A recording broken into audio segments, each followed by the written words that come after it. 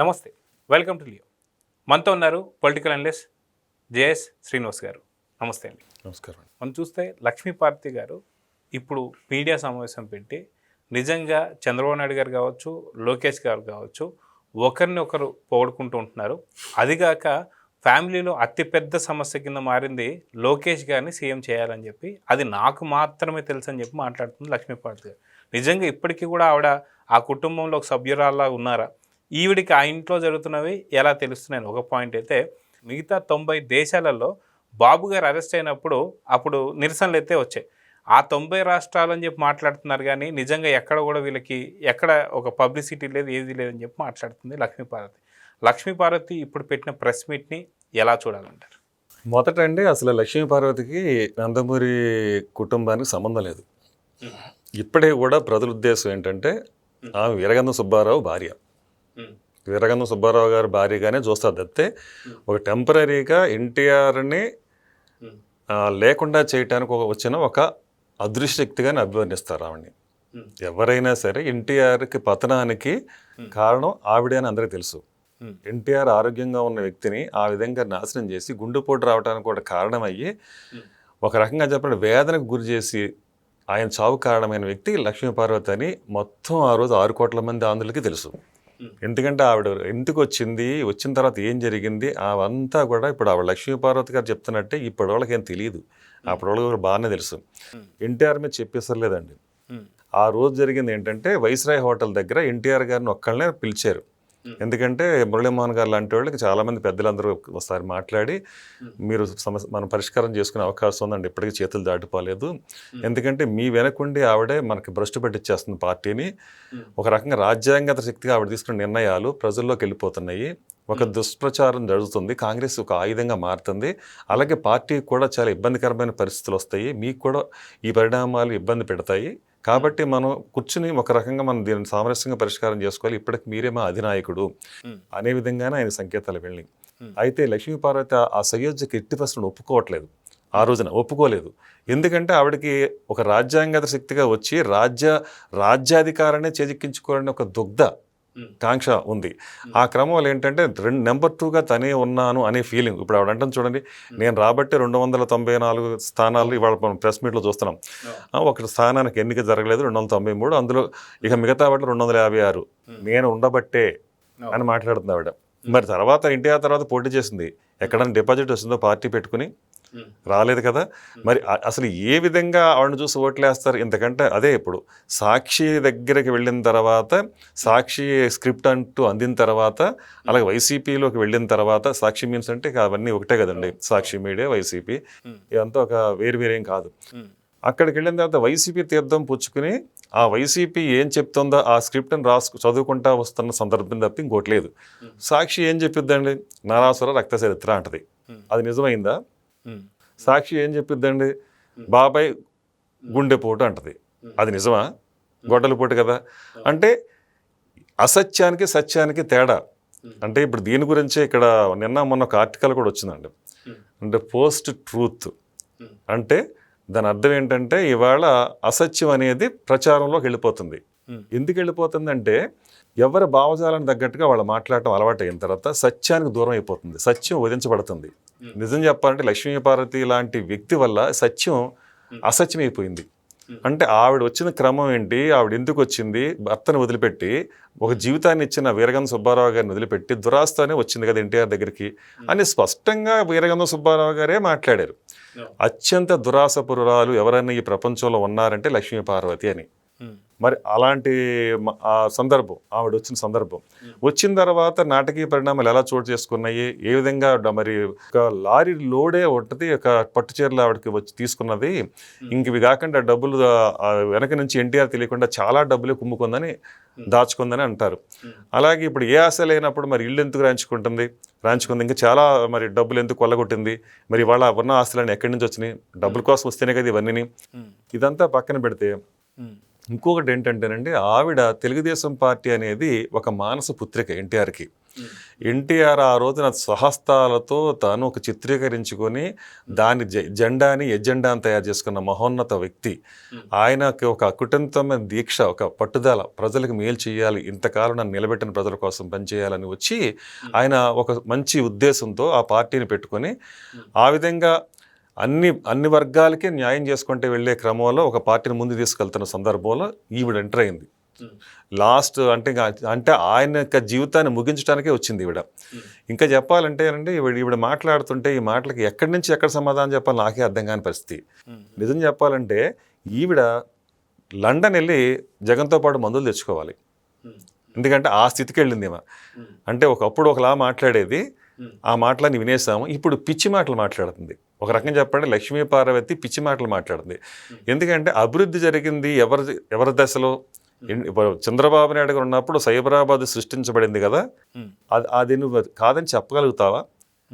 హైదరాబాద్ దిశ మారిపోయింది కదా, ఇవాళ ఒక భాగ్యనగరం అయింది కదా, ఒక హైటెక్ సిటీ, ఒక బిల్ గేట్స్ని ఇక్కడ తేగలిగాడు ఆయన.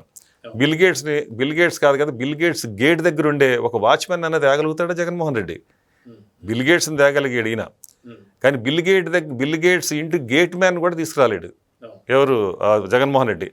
అలాంటి వ్యక్తి గురించి ఎందుక మనం అంత ఆయాసపడిపోతున్నావు?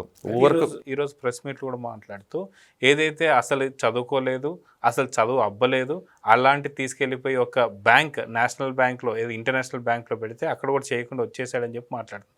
అది కాక ఇద్దరు తండ్రి కొడుకులు ఒకరిని ఒకరు పొగుడుకోవడమే సరిపోతుంది. నిజంగా ఇంట్లో కూడా లోకేష్ గారిని సీఎం చేయాలనే ఒత్తిడి వస్తుంది, అది నాకు మాత్రమే తెలుసని మాట్లాడుతుంది. నిజంగా లోకేష్ గారు సీఎం అవ్వాలని అనుకుంటున్నారా? నిజంగా ఇంట్లో ఈ చర్చలు జరుగుతున్నాయా? ఇది జరిగితే ఇది లక్ష్మీపార్వతి గారికి ఎలా తెలుస్తుంది? ఇదొకటైతే, రెండోది మొన్న వర్కింగ్ ప్రెసిడెంట్గా ఏదైతే కడప మహానాడు సంబంధించి అప్పుడే ప్రకటిస్తారనుకున్నది కాస్త అందరు కూడా అదే అభ్యర్థించారు, లేదు ఖచ్చితంగా లోకేష్ గారిని ఇక్కడ వర్కింగ్ ప్రెసిడెంట్, కానీ అది కూడా చేయలేదు చంద్రబాబు నాయుడు గారు. సో కానీ ఇక్కడ సీఎం కాబోతున్నాడు, సీఎం అవ్వాలని కోరికుంది లోకేష్ గారు అంటుంది. సో లక్ష్మీపార్వతి గారి మాటల్ని ఎలా తీసుకోవాలంటారు? ముందంటే 10th క్లాస్ పేపర్లు కొట్టేసిన వ్యక్తి గురించి మాట్లాడుకోవాలి మనం. ఆయన ఇక్కడ ఫస్ట్ క్లాస్ స్టూడెంట్ అంటూ తెలుగు సరిగా రాదు, ఇంగ్లీష్ సరిగా రాదు, అక్కడ లండన్ పంపిస్తే అక్కడి నుంచి పారిపోయి వచ్చిన వ్యక్తి జగన్మోహన్ రెడ్డి అని చెప్పేసి అందరికీ తెలిసిన విషయం. అది స్వయంగా తండ్రి బెంగళూరు బారా బాబు ఇక్కడ కాదు అంటే కూడా అక్కడి నుంచి పంపించాలని బలవంతంగా ప్రయత్నించిన వ్యక్తి. అంటే తండ్రికే చేయి చేసుకున్నాడు తండ్రి మీదే అనేది కూడా విన్నాం. అలాగే వివేకానంద రెడ్డి మీద కూడా చేయి చేసుకున్నాడు అనే విషయాన్ని కూడా విన్నాం. అది సాక్షాత్తు సోనియా గాంధీనే మందరించిన సందర్భం కూడా మనం విన్నాం. ఎవరైతే రాజశేఖర రెడ్డి మీరు నీ కొడుకుని అదుపులో పెట్టుకో ఫస్ట్, ఎందుకంటే పార్టీకి నష్టం జరుగుతుంది దీనివల్ల అని చెప్పేసి సాక్షాత్తు సోనియా గాంధీ మందలించేదని మనం విన్నాం. సో ఇలాంటి వ్యక్తిని పట్టుకుని చెప్పలేక ఏదో అంటారు చూడండి, అట్లా అయిపోయింది పరిస్థితి. ఇంకా చెప్పాలంటే ఈవిడ గురించి ఇప్పుడు వైసీపీ అధికారంలో ఉన్నప్పుడు ఎన్టీఆర్ యూనివర్సిటీని తీసేసి వైఎస్ఆర్ యూనివర్సిటీ కింద పేరు మారుస్తున్నప్పుడు ఎక్కడుంది? ఏమో వైఎస్ఆర్సీపీ పార్టీలోనే కదా. ఏమైపోయింది? ఎన్టీఆర్ మీద అంతగాదు ఇంతగాదు అంటున్నావు కదా, ప్రేమ కానీ లేకపోతే ఆయన కోసం వచ్చానంటున్నావు కదా, మరి అక్కడ జరిగింది ఏంటి? మరి పేరునే మారుస్తుంటే ఆపదాయిన దానివి.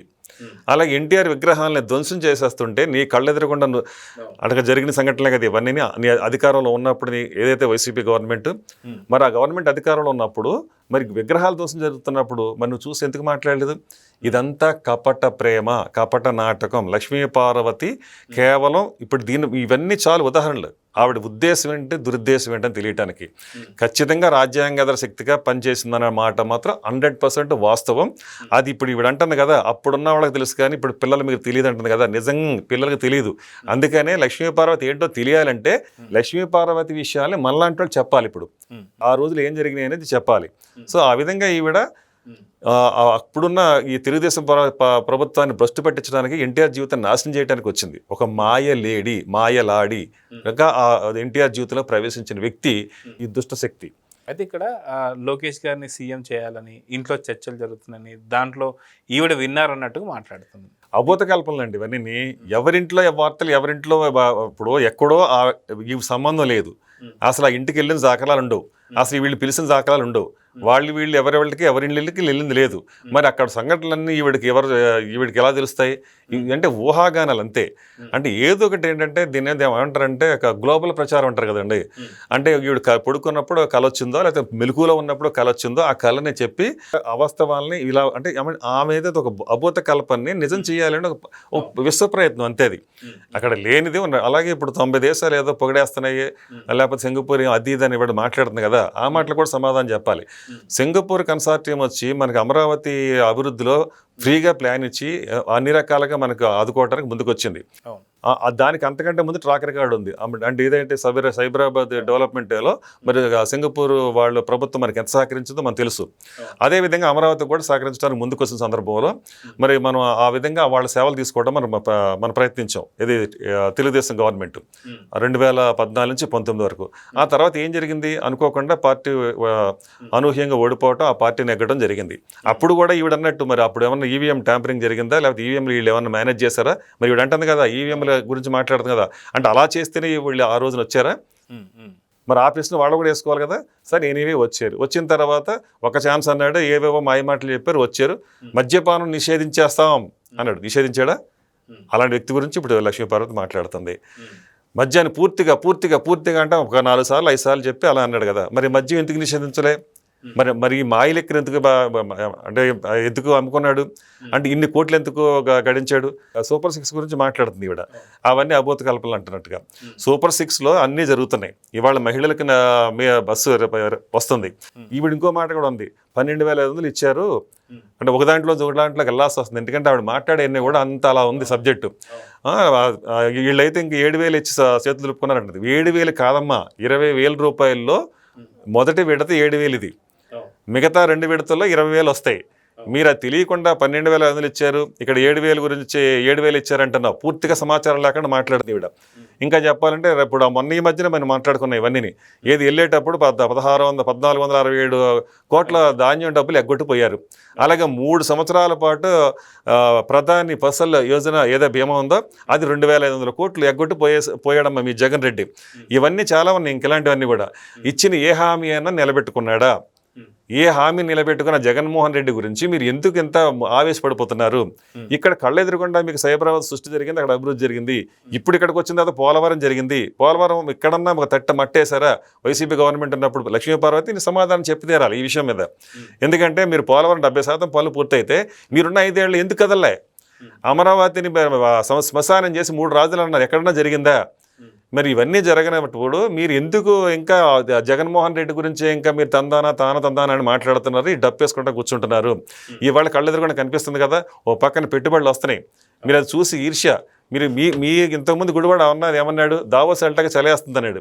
అంటే అట్లాంటి వ్యక్తులు మీరు ఇంకా వెనకేసుకొచ్చి ఏం చేద్దామని ఇప్పటికే రాష్ట్రం సర్వనాశనం అయిపోయింది.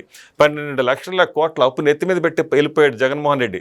ఒక సైకోపాల నుంచి విముక్తి జరిగిందని ప్రజలంతా సంతోషంగా ఉంటుంటే మీరేంటి ఇట్లా మాట్లాడుతున్నారు అనేది ప్రజలు ఇప్పుడు మిమ్మల్ని దుమ్మెత్తిపోస్తారు, చీ అంటున్నారు.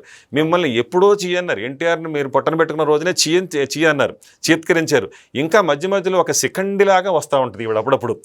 మనకు భారతంలో సెకండ్ పాత్ర ఒకటి ఉంటుంది. సెకండ్ అడ్డం పెట్టుకుని భీష్ముడిని చంపాడని ఒక కథ ఉంది కదా. అలాగా ఎప్పటికప్పుడే ఇప్పుడు ఈ ఏదైతే వైసీపీ గవర్నమెంట్ ఉందో ఒక సెకండ్ని తీసుకొచ్చినట్టు అట్లా పెడతా ఉంటారు.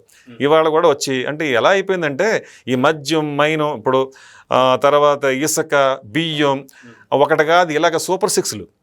ఇక్కడ సూపర్ 6 ఏమో డెవలప్మెంట్ కోసం చంద్రబాబు నాయుడు గారు తల్లికి వందనమని, అన్నదాత సుఖీభావ్ అని, ఇప్పుడు శ్రీశక్తి అని, ఇలాగ దీపం పథకం అని, ఇలా ఆ సూపర్ 6 పథకాలు ఈయన ప్రవేశపెట్టి ప్రజలనేమో సామాజికంగా వాళ్ళు ఇంకా ముందుకు తీసుకొస్తుంటే వీళ్ళ సూపర్ 6 ఏంటి? 30,000 మరణాలకు కారణమైన మద్యం, అలాగే లక్షలాది మంది వీధిని పడిపోవడానికి కారణమైన మైనింగు, లేకపోతే బియ్యం కూడా ఎక్కడెక్కడ ఆఫ్రికా కంట్రీస్కి వీళ్ళగా అది ఆవిడ కూడా సబర్ గారు చెప్పారు, మీరు మద్యం గురించే మాట్లాడుతున్నారు, దానికి 10 రెట్లు బియ్యం ఉందని. ఇలా మనం చర్చించుకున్నాం. అంటే సూపర్ 6 ఇటు ఇలా ఉంది, సూపర్ 6 అటు అలా ఉంది.